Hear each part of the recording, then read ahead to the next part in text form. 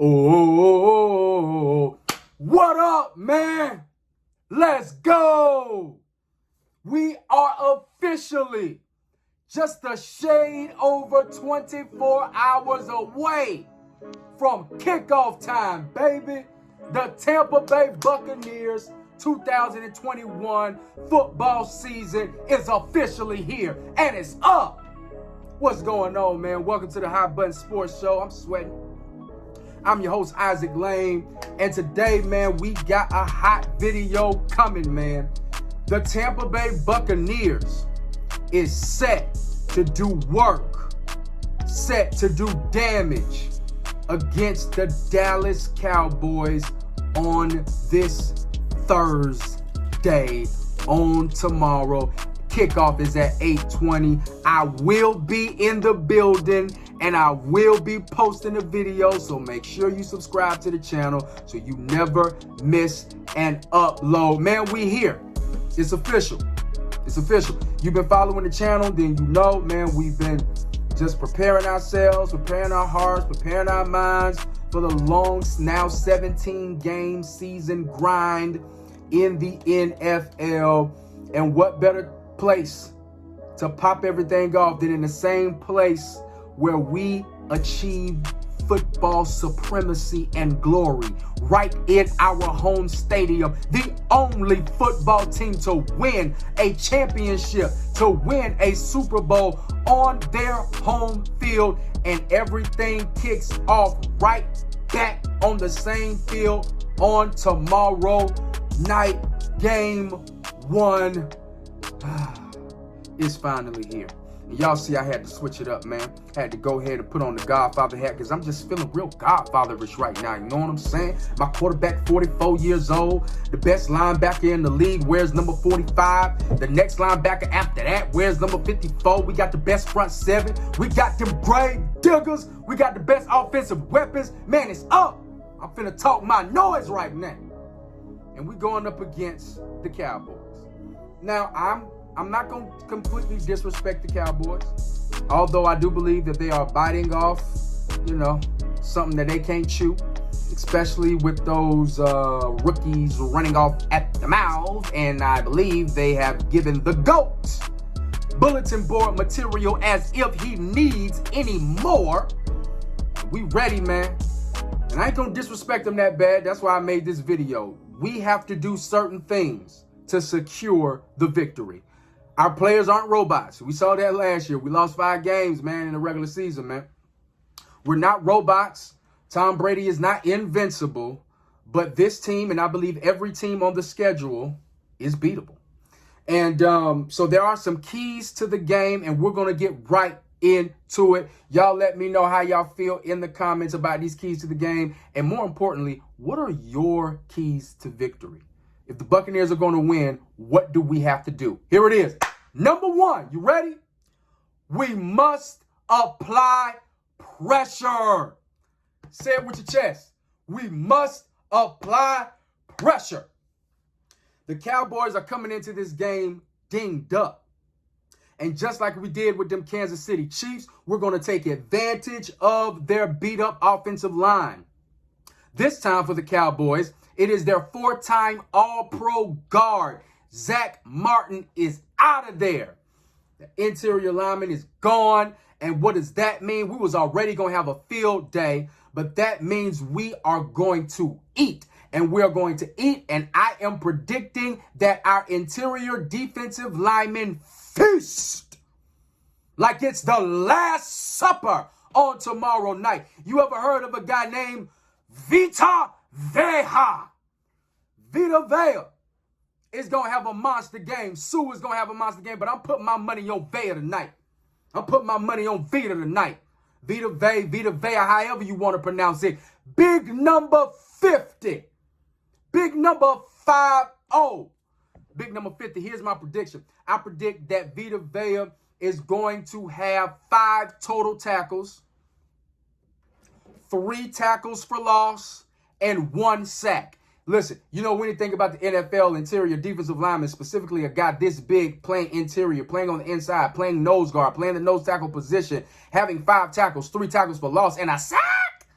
That is major. But with their linemen being down, with Zach Martin going down, they ain't going to have no help, especially up the middle. But in order for us to capitalize on that, we must apply pressure if we want to leave with the W. If we want to go home and sleep in our beds with the W, we must apply pressure. And I believe Vita Vea is going to lead the way.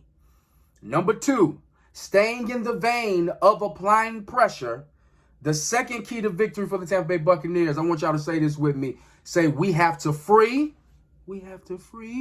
Joe Tryon. Everybody give a round of applause for JT, man. That boy showed what he's made of. That boy showed that he is a legit playmaker. He doesn't just do one thing well. He do a whole lot of things well. He can pursue well. He can get after the quarterback well. And he can make plays, strip fumbles. I predict him to get a pick or 2 before the end of the season. But Todd Bowles, and I have complete and total faith in Todd Bowles, in order for that to happen, in order for us to really come out with this W, I believe, he's got to let Joe Tryon free. The question is, how are you going to fit Joe Tryon in with all the studs that we already got at the linebacker and defensive end position? It's very simple. If Todd Bowles is throwing out a 3-4, if he's throwing out a nickel 2-4-5, whatever he's doing, if he has a situation with 4 linebackers and 3 down linemen, you have Will Golston at one end, JPP at the other end. You can swap out situationally Vita and Sue in the middle. And if they getting tired or whatever, you got Nunez Roches that you can put in there in the middle. And then your inside linebackers, you got Devin White and you got Levante David. And then your 2 speed rushing linebackers on the outside. You got Shaq Barrett and Joe Tryon, man. Here it is. Expect to see Joe Tryon early and often. I expect to see him in the first series of the game. And I expect to see Joe Tryon on that football field almost every third down, specifically if it is a 3rd and long. I'm talking about anything over 3rd and 5. Expect to see Joe Tryon out and Joe Tryon getting after the quarterback. You can't run when we shoot. What you gonna do when JPP coming at you? What you gonna do when Will Golston stuff in the run? What you gonna do when Devin White tackling you? What you gonna do, man, when Joe Tryon out there, man? Stop playing with us. Apply pressure. Free Joe Tryon. Number 3, the 3rd key to victory. We got to contain Zeke, man. Sit down for this point, man. Take a little chill pill, bro. We got to contain Zeke, man. Don't sit up and act like Zeke some kind of scrub, man. He ain't hilaire for the Kansas City Chiefs, man. Zeke is an official running back, man. That boy look good, man. He done lost some weight. Look like he showed up to camp ready. And they're gonna feature Zeke. Why? Because Dak is not 100%. Dak got a beat up offensive line. And unlike the Kansas City Chiefs, Holly, if you feel me, unlike the Kansas City Chiefs, they need to establish the run. And they use the run to set up the pass. The Kansas City Chiefs, they don't need to set up. They don't need to run to set up the pass. They just gonna pass it because they that good. They couldn't do it against us, but that's how the offense works. That's how the offense operates. With the Cowboys, they're gonna want to establish a ground game. And if we want to leave here with the victory, if we want to make sure we ain't getting into some shootout, we got to make sure that we contain Ezekiel Elliott. If Ezekiel Elliott has anything at or over 100 yards, it could spell defeat for the Tampa Bay Buccaneers. Just being honest. And I'm pretty sure that all of the Buccaneers knows that. The coaches are aware of that. And they are game planning to make sure that they can bottle up Ezekiel Elliott. If we bottle up Ezekiel Elliott and they cannot run, we get to pin our ears back. We get to play down and distance. We get to get after the quarterback on 3rd and long. But if Zeke getting 7, 8, 9, if Zeke getting anything over 4.5 yards per carry, it's going to be a long night. And we're going to have to rely on Brady to dig us out of some holes and some ditches. But I got faith in my D. These are just the keys to victory. I got faith in my D. I believe we are going to bottle Zeke up. Is he capable of getting 100? Yes, but will he? No. But that's the key to victory, man. We got to keep contained on Ezekiel Elliott. Number 4, we have to exercise what I call our running back triple threat scheme. Write it down. We have to exercise our running back triple threat scheme. What do I mean? We got 3 running backs, and all 3 of them good at different things. Leonard Fournette is good at going straight up the middle, ground and pound. Rojo is capable of doing ground and pound, but Rojo is quicker. Rojo is faster. Rojo can bounce stuff out on the outside. He can get outside of the tackle.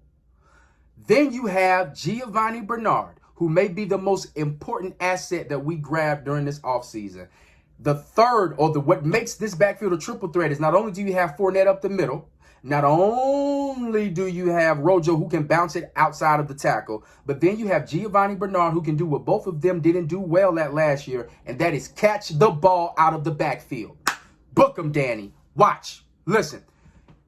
Giovanni Bernard is going to have at least 5 to 6 targets in the pass game. He's going to have at least 4 catches. He's going to pick up at least 2 to 3 crucial third down conversions. Book it.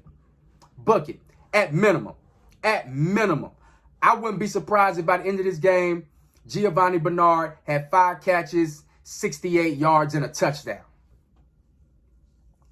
And when you add that triple threat, running Fournette up the middle, bouncing it outside with Rojo, giving the ball to Giovanni Bernard out of the backfield, and man, what are you going to do? Now you got safeties peeking.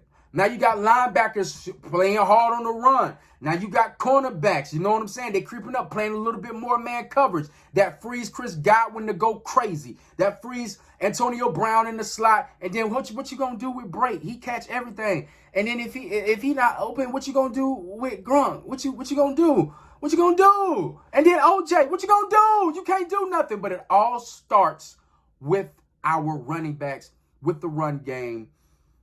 Did I say it starts there? It doesn't necessarily start there.